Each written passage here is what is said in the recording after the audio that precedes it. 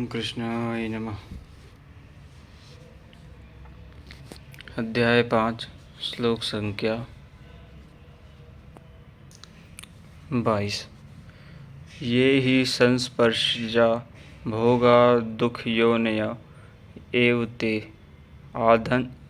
आद्यन्तवन्तः कौन्तेय न तेषु रमते बुधा। केवल त्वचा ही नहीं, सभी इंद्रियां स्पर्श करती हैं। देखना आँख का स्पर्श है, सुनना कान का स्पर्श है।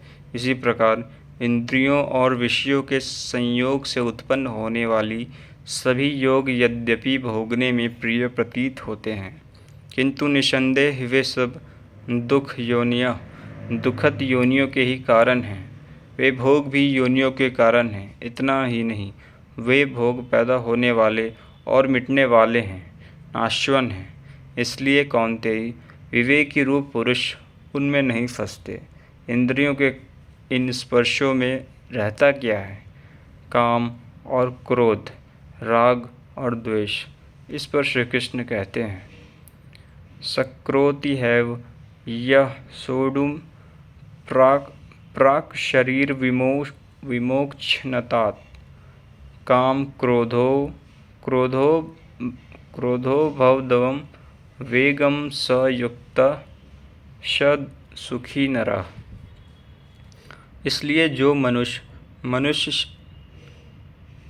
मनुष्य शरीर के नाश होने से पहले ही काम और क्रोध से उत्पन्न हुए वेग को सहन करने में, मिटा देने में सक्षम है, वह नर न रमन करने वाला है।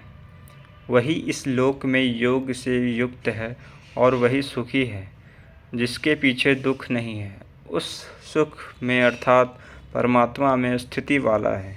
जीते जी ही इसकी प्राप्ति का विधान है, मरने पर नहीं। संत कबीर ने इसी को स्पष्ट किया, अवधूत जीवत में कर आशा। तो क्या मरने के बाद मुक्ति नहीं होती? वे कहते हैं, मुए मुक्ति गुरु कहे स्वार्थी, झूठा दे विश्वासा। यही योगेश्वर श्री कृष्ण का कथन है कि शरीर रहते मरने से पहले ही जो काम क्रोध के वेग को मिटा देने में सक्षम हो गया, वही पुरुष इस लोक में योगी है, वही सुखी है। काम, क्रोध, बाह्य स्पर्श ही शत्रु हैं, इन्हें आप जीते हैं। इसी पुरुष के लक्षण पुनः बता रहे हैं। आगे के श्लोक हम अगले भाग में पढ़ेंगे। हरे कृष्ण।